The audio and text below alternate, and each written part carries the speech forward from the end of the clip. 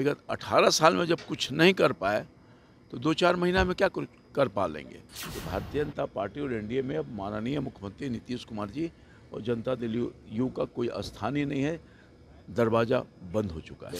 पिछले दिनों हमें लगता है कि उनके बॉडी लैंग्वेज से, उनके बात से, उनके विचार से वो अपने गठबंधन में असहज महसूस कर रहे हैं।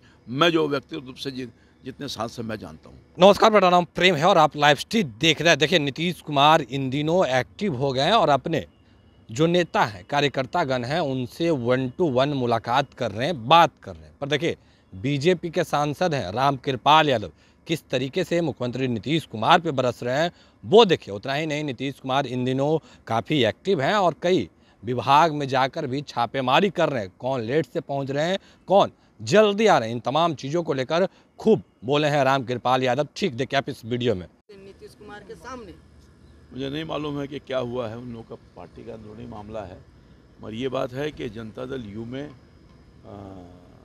स्थान प्राप्त करने के लिए नीतीश कुमार जी के बाद कौन, उसमें कई लोग लगे हुए हैं। उसी दौर में लगे हुए लोग, कौन आगे निकल जाए उसी का परिणाम दिख रहा है, झलक रहा है।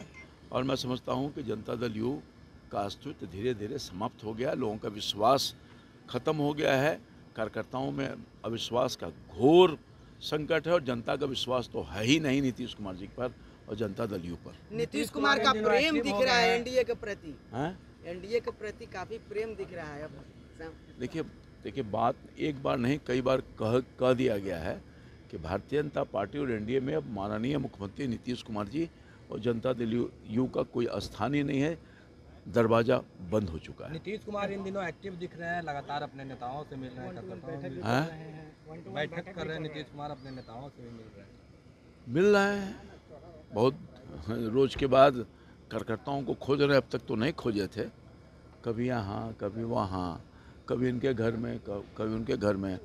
उनका जो बॉडी लैंग्वेज है, इतने गंभीर व्यक्ति हुआ करते थे और इतने सीजन व्यक्ति हुआ करते थे। पिछले दिनों हमें लगता है कि उनके बॉडी लैंग्वेज से, उनके बात से, उनके विचार से वो अपने गठबंधन में असहज महसूस कर रहे हैं। मैं जो व्यक्तिगत रूप से जितने सांसद मैं जानता हूँ। नीतीश कुमार इन दिनों कई विभाग में भी जा रहे हैं, छापेमारी कर रहे हैं। जब से अमित शाह बोले हैं कि नीतीश कुमार इनएक्टिव हो गए, उसके बाद काफ़ी एक्टिव दिख रहे हैं। अब देखिए, बात दरअसल ये है कि जो जिसमें क्षमता नहीं है वो कितना भी कोशिश करेंगे कुछ दिखा नहीं पाएगा। अब ये देखिए, विगत 18 साल में जब कुछ नहीं कर पाए तो 2-4 महीना में क्या कर पा लेंगे। बिहार के आपने देखा होगा जिस तरह से अपराध की घटनाएं बढ़ रही है, जिस तरह से लूट डकैती, यहाँ तक कि महिलाओं को भी बख्शा नहीं जा रहा है। अभी आपने क्या देखा, महिलाओं को किस तरह से निवस्त करके और किस तरह से अपमानित करने का काम किया गया। जिस सरकार में महिला सुरक्षित नहीं है, आपने कल ही देखा बैंक का शटर काट दिया जाता है, लूट लिया जाता है। कौन, बिल्कुल बिहार की जनता अपने आप को असुरक्षित महसूस कर रही है।